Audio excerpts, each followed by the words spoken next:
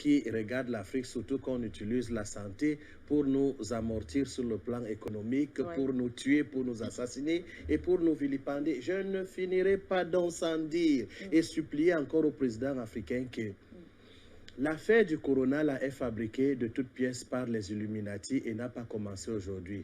Coronavirus, c'est déjà 666, je vous l'ai dit. Et Macron n'a cessé de le dire.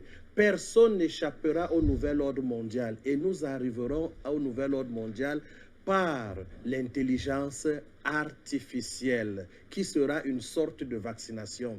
Alors, il faut donc prendre une convention opérationnelle de vaccination identitaire pour y arriver.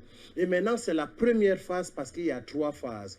Pour l'instant, l'Organisation mondiale de la santé, le banditisme international, voudrait tester le niveau d'obéissance des peuples, d'où l'exigence de confiner. Mais en tant que médecin, pauvre médecin, depuis quand même 22 ans, ça veut dire qu'avant ces 22 ans, j'ai étudié, je puis vous dire que le confinement n'a jamais aidé un peuple à être délivré d'une attaque épidémiologique. Au contraire, en vous confinant, il existe ce que j'ai expliqué dans une conférence, l'inceste viral.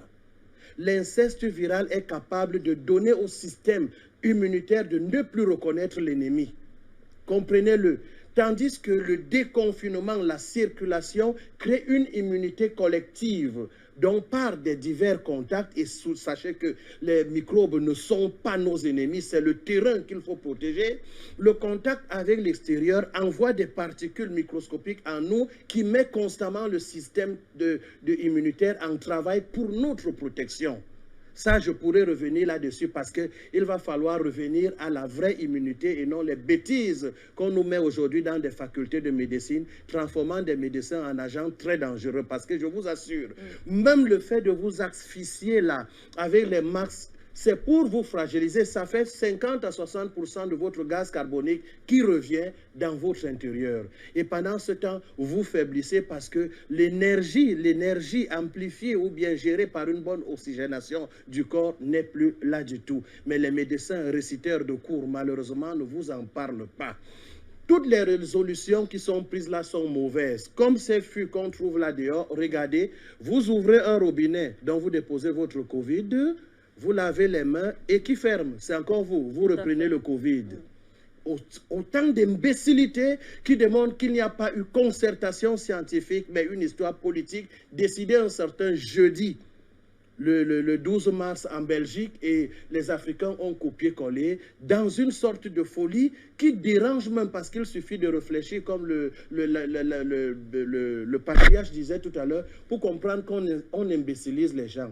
Donc 50 personnes, le virus se calme. En tout cas, j'ai vu dans les restaurants, tout le monde entre, il baisse, il met en berne son masque. Le Covid attend, il mange d'abord, après il remet, le Covid frappe. Des imbécilisations comme ça ne doivent plus exister. Et les gouvernements africains doivent consulter leur peuple. Ce n'est pas un ministre de la Santé ou un ministre, premier ministre, qui viendra s'adresser aux enfants, parmi lesquels les médecins, comme si nous sommes encore à l'époque où on va nous fouetter si on n'obéit pas au pouvoir, qui doit nous rendre compte et doit nous consulter. On imbécilise les gens comme ça et le monde nous observe comme une Afrique idiote pour qu'une organisation mondiale de la santé vienne nous raconter les histoires. Il n'y aura pas de ces morts et que le laxisme de nos chefs d'État, de nos gouvernements, de nos autorités cesse. Sinon, le peuple prendra ses responsabilités.